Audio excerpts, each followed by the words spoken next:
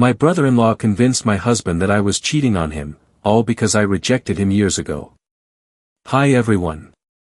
I never thought I'd be posting something like this, but I'm at my breaking point and I don't know what to do anymore.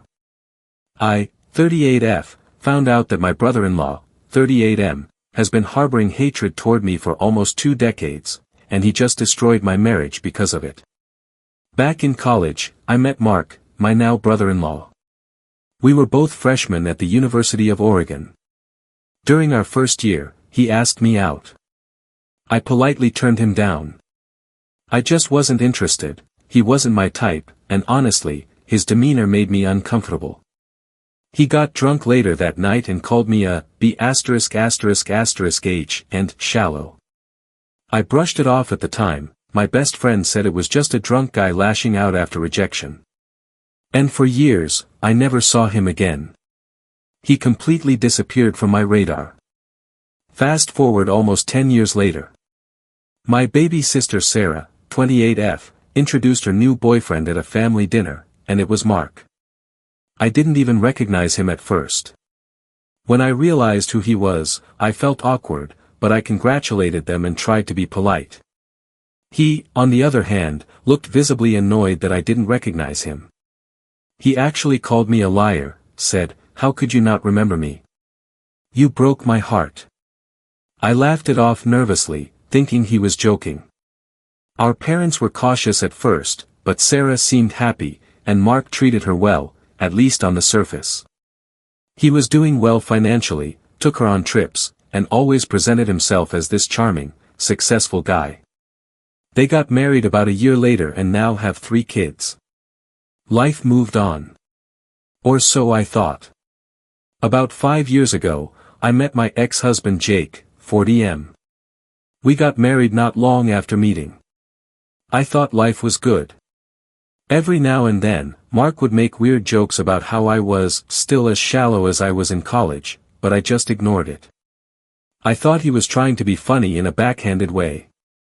Looking back now, that was probably the first red flag I should have paid attention to. A year ago, everything came crashing down. Jake came home one night looking like he'd seen a ghost. He told me that he had proof that I'd been cheating. There were explicit pictures, supposedly of me, that some guy had sent him, claiming we'd been having an affair. The guy told Jake that he didn't know I was married at first but came forward out of guilt once he found out. I was speechless. I had never met this man in my life. But Jake wouldn't believe me. No matter what I said, no matter how I cried, begged, or offered to let him check my phone, my emails, my accounts, he was convinced. He said, "The pictures don't lie." The pictures were real, they were my body, but I had never sent them to anyone but Jake. Somehow, they'd been stolen. Jake left me that night. We filed for divorce soon after. My world shattered. Then, just yesterday, I got a message from that same guy who had exposed me. He said he couldn't live with himself anymore and needed to tell me the truth. He told me that Mark, my brother-in-law, was his friend. And that Mark had planned the whole thing. He sent me screenshots of years' worth of conversations. Hundreds of messages between him and Mark, going back almost a decade. In every one, Mark was talking about me. About how I'd rejected him. About how he wanted me to rot alone and never find love. He called me names, said I was a shallow C******, said I deserved to end up old with cats. Apparently, he had somehow gotten access to my private photos, probably through Sarah, since she knows my phone passcodes, and used them to frame me. He sent them to his friend, who pretended to be the guy I was cheating with. The friend finally confessed because Mark was still obsessing over me even after my divorce, angry when he found out I'd gone on a date recently. Now it all makes sense. Mark has been strangely cheerful lately, joking that I'll end up alone forever.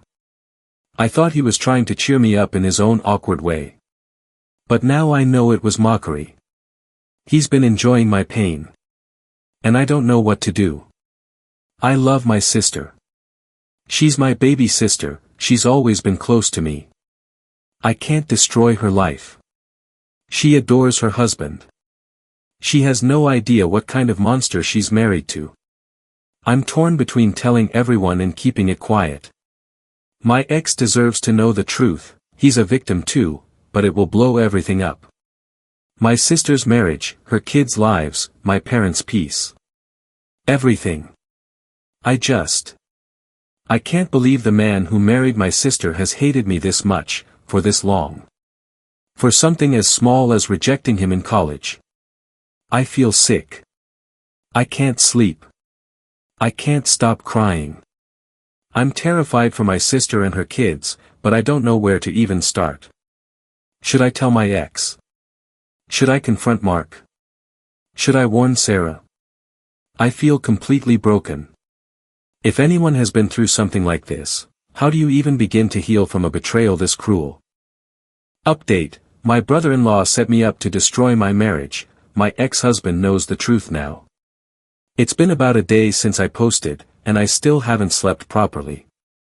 I keep rereading the messages that guy sent me, the one who helped Mark set me up.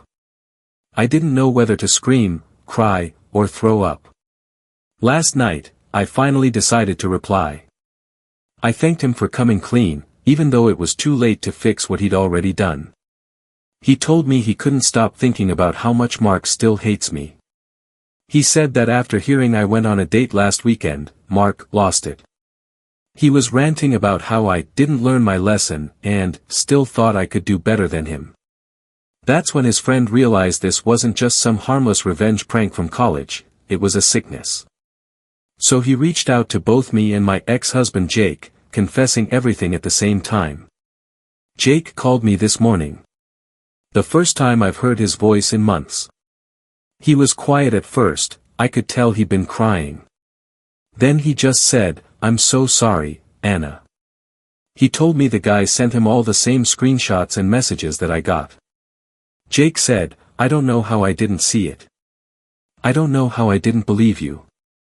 I didn't know what to say either.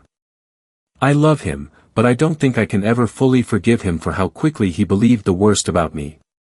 Still, I could hear the guilt in his voice. He's been beating himself up about it. He's flying back into town this weekend because he wants to talk in person. I agreed, but I'm nervous. I don't even know what I want from that conversation, closure, maybe. Or just to look him in the eyes and see if there's any part of us left to salvage. After the call, I reached out to a lawyer. I wanted to know if there's anything I can do legally, about the photos, the defamation, the invasion of privacy. But apparently, because the pictures didn't show my face, and because they were sent from someone else's account, it'll be hard to prove. The lawyer said I can file a harassment report, but realistically, it probably won't go anywhere. Still, I'm documenting everything, the messages, the screenshots, the timeline. If I can't get justice in court, maybe I can at least expose him publicly if things get worse. For now, I haven't told my sister. She's happy with her husband. She has 3 little kids. I can't be the reason her world collapses. But I also know that staying silent might be putting her in danger. Every time I picture her smiling next to him, holding their children, I feel sick. How could someone be so cruel and so two-faced? The last few years, I honestly thought he was trying to make amends. He'd help around at family gatherings, bring gifts for my parents, act like a model husband and father. But behind closed doors, he was plotting my humiliation. He's a psychopath. There's no other word for it. Jake said he wanted to go talk to him, to beat the living hell out of him, in his words. I told him not to. It would just make things worse. If I've learned anything from this, it's that Mark thrives on chaos. The more destruction around me, the happier he gets. I keep replaying every family dinner, every Christmas, every time he looked me in the eye and smiled while asking how Jake and I were doing. How long had he been waiting for the day he could see me broken? I think the part that hurts most is realizing how much energy he spent on destroying my life. Years of messages. Dozens of people he involved. The way he manipulated that friend of his. It's not just hate, it's obsession. When I confronted the guy over text about why he agreed to do it, he said, "Mark told me you ruined his life. He made you sound like some heartless girl who laughed in his face." I thought I was helping him move on. Move on? From a rejection that happened 20 years ago? That's not heartbreak. That's pure evil. My family still doesn't know. I'm planning to tell my parents soon. But I want Jake to be here when I do. He has the screenshots too, and I need someone on my side when the storm hits. My parents adore Sarah and her husband. They'll be devastated. I don't even know how Sarah will react. She's always looked up to me.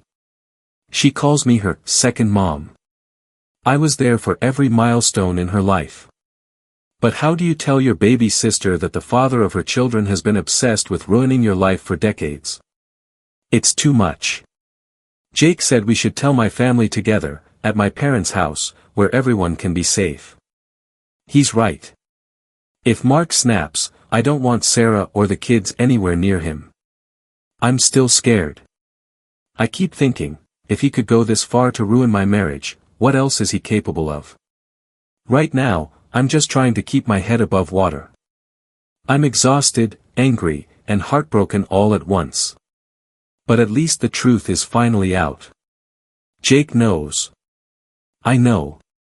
And Mark's perfect little facade is starting to crack. Maybe, just maybe, this nightmare is the beginning of the end. Update 2, I told my family the truth about my brother-in-law. Everything fell apart. Jake flew into town 2 days after our last call. When I saw him at the airport, it felt like my chest caved in. I hadn't seen him in person since the divorce. He looked smaller somehow. Not physically, but like the weight of everything had finally caught up with him. He hugged me right away, tight, desperate, and whispered, "I'm so sorry." I didn't say anything for a long time. I just cried. We sat in his rental car for almost an hour, going over everything again. He'd printed the messages from Mark's friend, along with screenshots, timestamps, and photos that were clearly staged. It was all there, the setup, the fake texts, even the instructions from Mark telling his friend what to say and when. I felt like I was staring at a crime scene. My own. We drove straight to my parents' house. They live just outside of Portland, a quiet neighborhood where nothing ever happens. My mom was gardening when we arrived, and my dad was fixing something in the garage. It was so painfully normal that I almost couldn't bring myself to ruin it. But I had to. We sat them down in the living room. My dad noticed right away that Jake looked shaken. "Is everything all right?" he asked. And that's when I told them everything. I started from the beginning, how Mark had confessed his crush on me years ago, how I turned him down gently, how he married Sarah later, how I thought everything was behind us. Then I told them about the fake affair, the photos, the divorce, and the messages that revealed the truth. By the time I was done, my mom was sobbing. My dad just sat there, white as a sheet. Then my mom whispered, "You have to tell Sarah." That was the part I'd been dreading. We waited until that evening.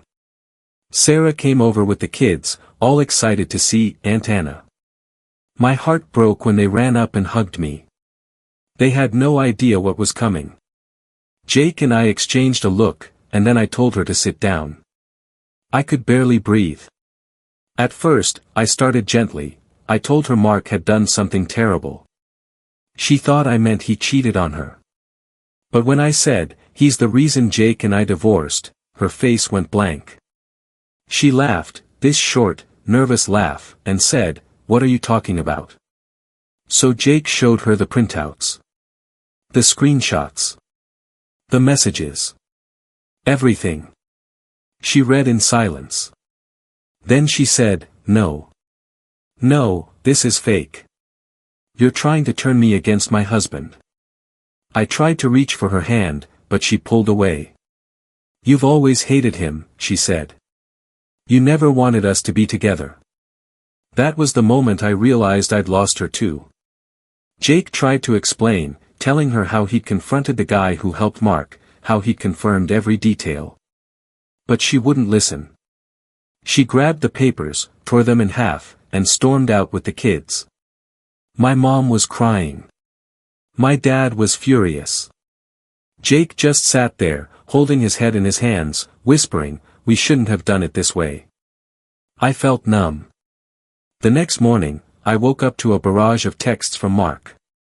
He'd found out. "You're insane. You'll regret this. You're trying to destroy my family because you can't stand seeing us happy.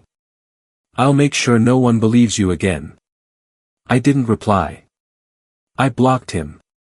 Later that day, Sarah called. Her voice was cold, almost unrecognizable. She said, "Don't ever contact me or my kids again.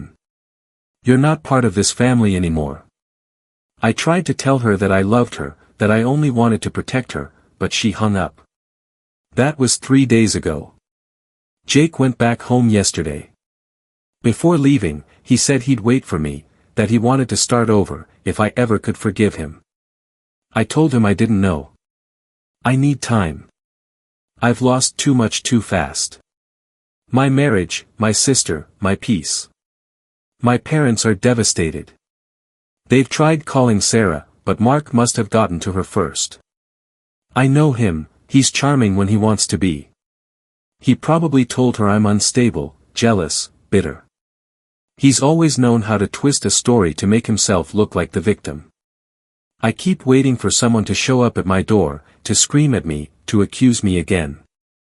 I jump at every sound outside. Sometimes I wonder if I should have just stayed silent. Maybe at least then, my family wouldn't be torn apart. But deep down, I know silence only protects the abuser. He's a danger to everyone around him, especially my sister. I'm meeting with a lawyer again next week. This time, I'm going to ask about restraining orders.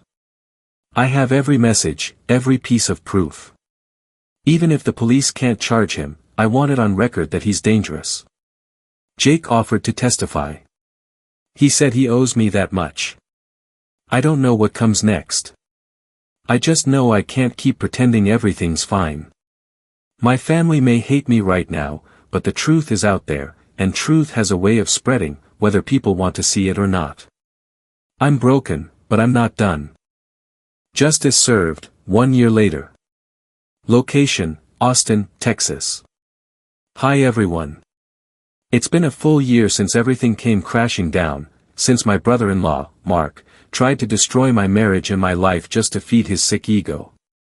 I didn't plan on posting again. I really thought I could just move on quietly, focus on work, therapy, and whatever was left of my peace. But sometimes, life gives you an unexpected full circle. And this one, well, it's justice. After I moved to Austin, I started a new job at a small marketing firm. I kept my name out of anything that could tie me back to my old life. No social media, no family gatherings, no friendly updates through mutuals. I was done. But one night, out of nowhere, I got a message from someone who used to work with Mark. It simply said, "You might want to see this."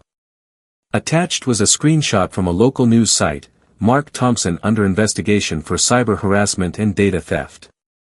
My heart almost stopped. For a second, I thought it was fake. But no. It was real.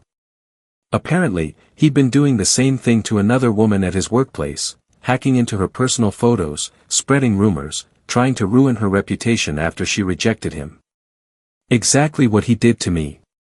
Only this time, he got caught. It turns out the woman, let's call her Claire, recorded everything.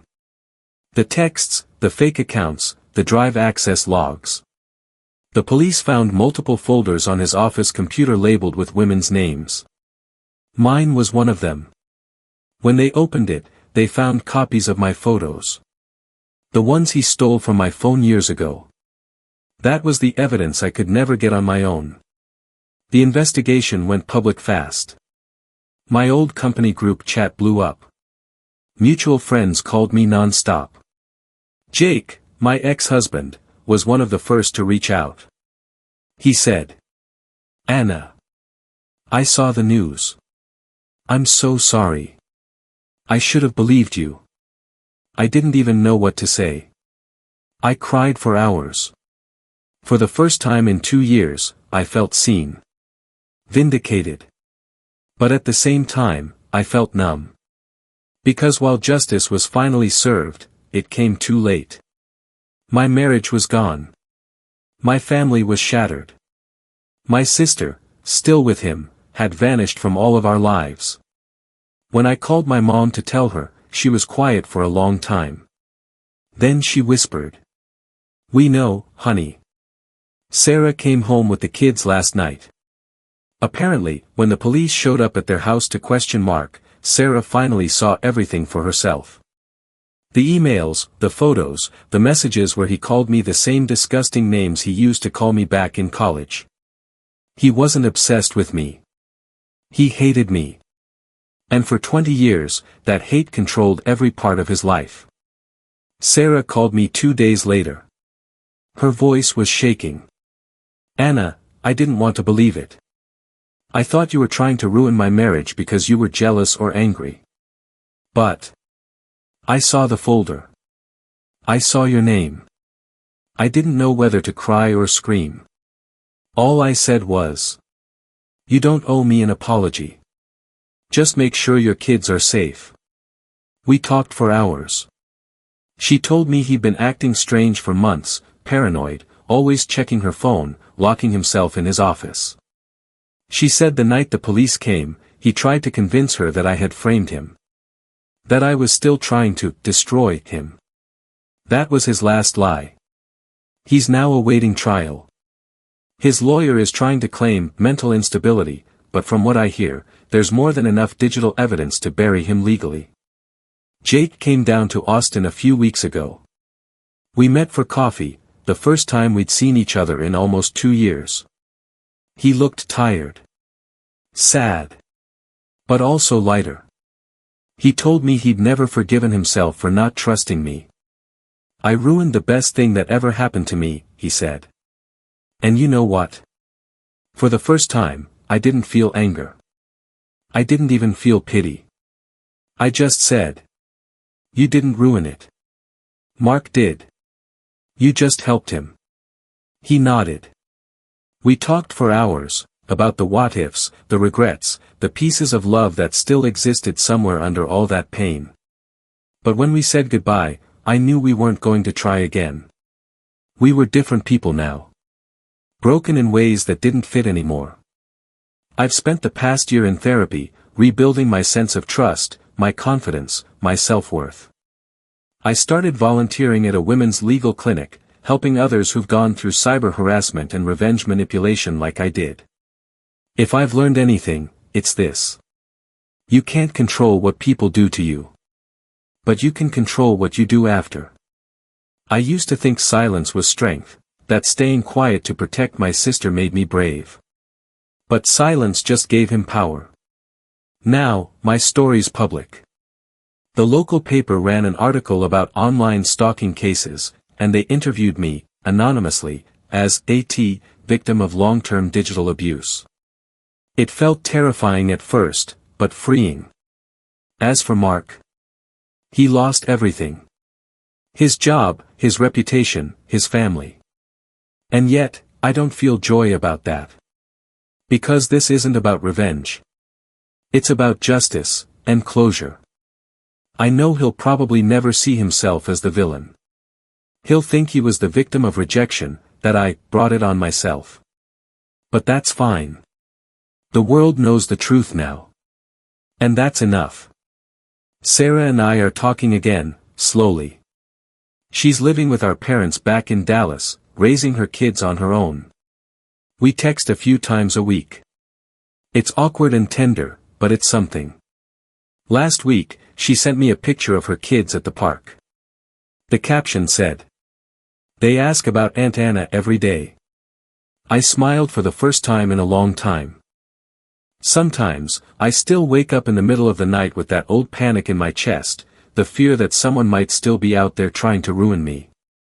But then I look around my quiet little apartment, at the life I've rebuilt piece by piece, and I breathe. I'm okay. Better, even. Because no matter how hard they tried to break me, I survived. And that's the kind of justice no court can give. So here's my question to you all. If you were me, would you have exposed him and risked destroying your family sooner? Or would you have stayed silent to protect them, even if it meant losing everything?